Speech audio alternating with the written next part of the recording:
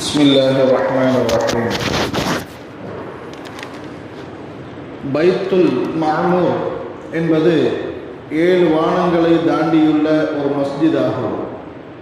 வளமான செழுமையான வீடு என்று இதற்கு பொருள். அல்லாஹ் தஆலா திருக்குர்ஆனில் வல் பைத்துல் மஅமூர், பைத்துல் மஅமூர் மீது சத்தியமாக என்று இதன் மீது சத்தியமிட்டு கூறுவதிலிருந்து இதன் மகத்துவத்தை நாம் விளங்கிக் கொள்ளலாம். இப்படி ஒரு வீடு வானத்தில் இருப்பது நமக்கு குர்ஆனிலேயே சொல்லப்பட்டு இருக்கிறது. மேலும் இதனை நபிகள் நாயகம் ரசூலுல்லாஹி ஸல்லல்லாஹு அலைஹி வஸல்லம் அவர்கள் தங்களது மிஅராஜ் பயணத்தில் நேரடியாக கண்டு வந்தார்கள். ஆகவே இதை உறுதியாக நம்புவது நம் மீது கட்டாயமாக்கிவிட்டது. இது அல்லாஹ் தஆலாவுடைய அர்ஷுக்கு நேர் கீழேயும் காபத்துல்லாவிற்கு நேர் மேலேயும் 7 வானங்களுக்கு அப்பால் உள்ளது. புகாரியில் பதிவு செய்யப்பட்டுள்ள ஒரு ஹதீஸில் வருகிறது, நபிகள் நாயகம் ரசூலுல்லாஹி ஸல்லல்லாஹு அலைஹி வஸல்லம் அவர்கள் கூறுகிறார்கள், மிஅராஜின் போது 7வது வானத்திற்கு நானும் ஜிப்ராயில் அலைஹிஸ்ஸலாத்து வஸ்ஸலாம் அவர்களும் வந்தோம். யார் வந்துள்ளீர்கள் என கேட்கப்பட்டது. ஜிப்ராயில் வந்துள்ளேன் என்று ஜிப்ராயில் அலைஹிஸ்ஸலாத்து வஸ்ஸலாம் அவர்கள் பதில் கூறினார்கள். உங்களுடன் வந்திருப்பவர் யார் என கேட்கப்பட்டது. என்னுடன் முஹம்மது ஸல்லல்லாஹு அலைஹி வஸல்லம் அவர்கள் வந்துள்ளார்கள் என்று பதில் கூறினார்கள். பின்னர் எனக்கு வரவேற்பு அளிக்கப்பட்டது. அங்கு நான் நபி இப்ராஹிம் அலைஹிஸ்ஸலாத்து வஸ்ஸலாம் அவர்களை சந்தித்தேன். அவர்களும் எனக்கு சோபனம் கூறினார்கள். அப்போது நபி இப்ராஹிம் அலைஹிஸ்ஸலாத்து வஸ்ஸலாம் அவர்கள் பைத்துல் மஅமூர் பள்ளியின் சுவற்றில் சாய்ந்தவர்களாக இருந்தார்கள் என்று கூறுகிறார்கள். மக்காவில் பூமியின் காபா இருப்பது போல இது வான்மண்டலத்தின் காபா என்று கூறப்படுகிறது. உலகத்தில் அல்லாஹ்வின் உத்தரவுப்படி காபாவை கட்டியவர்கள் நபி இப்ராஹிம் அலைஹிஸ்ஸலாத்து வஸ்ஸலாம் அவர்கள். அதற்கு உபகாரமாக அல்லாஹ் அவர்களை வானத்தில் பைத்துல் மஅமூரில் அருகில் வைத்துள்ளார். பைத்துல் மஅமூரின் நேர் கீழே காபத்துல்லா உள்ளது. ஒருவர் பைத்துல் மஅமூரில் இருந்து கீழே விழுந்தால் நேராக அவர் காபத்துல்லாவில் விழுந்து விழுவார் என்று நபி அவர்கள் கூறினார்கள். அந்த பைத்துல் மஅமூரில் ஒவ்வொரு நாளும் 70,000 மலக்குகள் வணக்கத்திற்காக உள்ளே நுழைகிறார்கள். ஆனால் அவர்களது வாழ்நாளில் ஒரு முறைதான் அந்த வாய்ப்பு அவர்களுக்கு வழங்கப்படுகிறது. கியாமத் நாள் வரை மறுபடியும் அவர்கள் அதில் நுழைய முடியாது என்கிறார்கள் நபிகள் நாயகம் ரசூலுல்லாஹி ஸல்லல்லாஹு அலைஹி வஸல்லம் அவர்கள். அவ்வாறெனில் எத்தனை கோடி மலக்குகளை அல்லாஹ் படைத்திருப்பான் என்பதை நம்மால் கற்பனை கூட செய்ய முடியவில்லை. வமா யஅலமு ஜுனூத ரப்புக இல்லா ஹு, அன்றியும் உம்முடைய இறைவனின் படைகளை அவனை தவிர மற்றவரும் அறிய மாட்டார்கள்.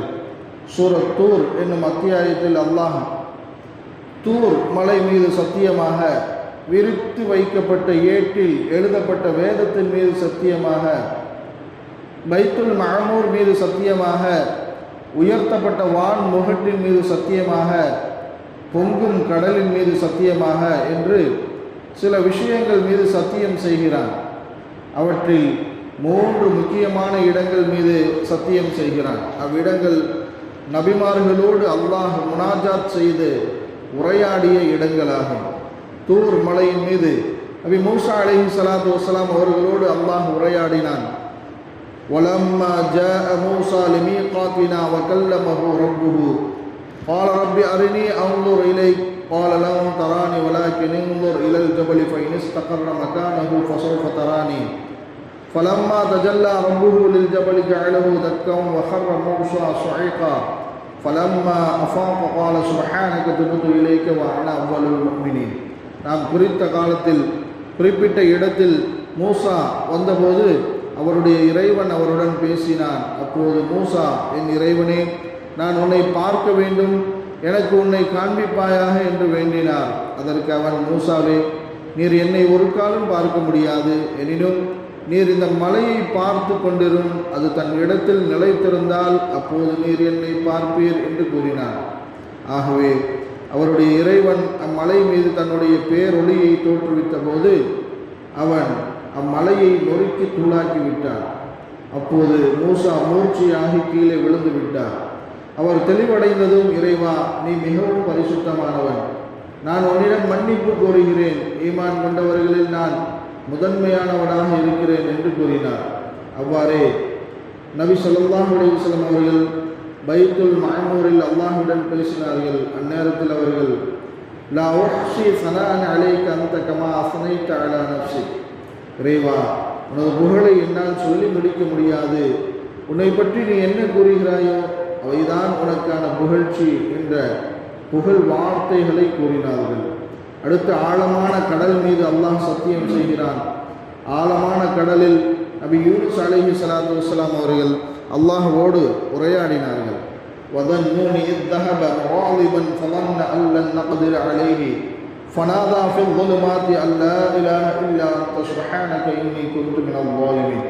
இன்னும் நினைவு கூர்வீராக, துன்னுன் யூனுஸ் தம் சமூகத்தவரை விட்டும் கோபமாக வெளியேறிய போது பாவிகள் சமூகத்தை விட்டும் வெளியேறிவிட்டபடியால் அவரை நாம் நெருக்கடியில் ஆக்க மாட்டோம் என்று எண்ணிக்கொண்டார். எனவே அவர் மீன் வயிற்றின் ஆழ்ந்த இருள்களிலிருந்து, உன்னை தவிர வணக்கத்திற்குரிய நாயன் யாரும் இல்லை, நீ மிகவும் தூய்மையானவன், நிச்சயமாக நான் அநியாயக்காரர்களில் ஒருவனாகிவிட்டேன் என்று பிரார்த்தித்தார். பூமியில் முதலில் சுபுஹ் தொழுகையில் பாங்கு சொன்னவர்கள் ஹதரத் பிலால் ரலியல்லாஹு அன்ஹு அவர்கள். முதலில் இக்காமத் சொன்னவர்கள் அப்துல்லாஹ் இப்னு ஸைத் ரலியல்லாஹு அன்ஹு அவர்கள். இவர்கள்தான் கனவில் அதன் வாசகங்களை அறிவிக்கப்பட்டவர்கள். வான் மண்டலத்தில் முதலாக பாங்கு சொன்னவர்கள் வானவர் ஜிப்ரீல் அலைஹிஸ்ஸலாத்து வஸ்ஸலாம் அவர்கள். பைத்துல் மஅமூரில் முதலாக இமாமத் செய்தவர்கள் வானவர் மீகாயில் அலைஹிஸ்ஸலாத்து வஸ்ஸலாம் அவர்கள். அல்லாஹ் தஆலா கூறுவதாக ஹதீஸ் குதுஸியில் வருகிறது, உலகில் படைக்கப்பட்ட ஒவ்வொரு படைப்பினங்களுக்கும் ஒரு கிப்லா இருக்கிறது. அல்லாஹ்விற்கு நெருக்கமான அடியார்களுக்கு அர்ஷ் தான் கிப்லாவாக இருக்கிறது. ரூஹுகளின் கிப்லா குர்சி ஆகும், மலக்குகளின் கிப்லா பைத்துல் மஅமூர் ஆகும். நபி ஸல்லல்லாஹு அலைஹி வஸல்லம் அவர்கள் தவிர்த்து மற்ற அனைத்து நபிமார்களின் கிப்லா பைத்துல் முகத்தஸ். நபி அவர்களின் உடலுக்கான கிப்லா காபத்துல்லா, நபி அவர்களின் ஆத்மாவிற்கான கிப்லா அல்லாஹ் தான். இப்பூ உலகில் காபத்துல்லாவிற்கு என்ன கண்ணியமோ அதுதான் வானில் உள்ள பைத்துல் மஅமூருக்கான கண்ணியமும்.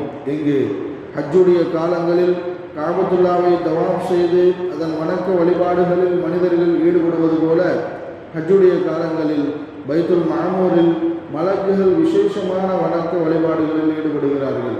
இந்த துன்யாவின் பைத்துல் மஅமூராக காபத்துல்லா இருக்கிறது. எனவே இங்கு சென்று நாம் ஹஜ் உம்ராக்கள் செய்வதில் ஆர்வம் கொள்ள வேண்டும், ஆசைப்பட வேண்டும். இவ்வுலகில் 3 விஷயங்களை பார்ப்பதற்கே அல்லாஹ் நன்மையை தருகிறான். 1 குர்ஆன் ஷரீஃப், 2 பெற்றோர், 3 காபத்துல்லா. ஒவ்வொரு நாளிலும் காபத்துல்லாவில் 100 அருள்கள் அல்லாஹ்விடமிருந்து இறங்குகின்றன. காபாவை தவாப் செய்பவர்களுக்கு 60 நன்மைகளும், அங்கு வணக்க வழிபாடுகளில் ஈடுபடுபவர்களுக்கு 40 நன்மைகளும், அதனை பார்த்து கொண்டிருப்பவர்களுக்கு 20 நன்மைகளும் கிடைக்கிறது. பைத்துல் மஅமூர் இவ்வாறே ஏராளமான சிறப்புகளை உள்ளடக்கியதாகும். காபாவின் ரஹ்மத்துகளை அல்லாஹ் முழுமையாக நமக்கு தந்தருள் புரிவானாக. நாளை மறுமையில் பைத்துல் மஅமூரை தரிசிக்கும் பாக்கியத்தையும் நமக்கு தந்தருள் புரிவானாக. சுப்ஹானல்லாஹி வ பிஹம்திஹி சுப்ஹானல்லாஹி வ பிஹம்திஹி.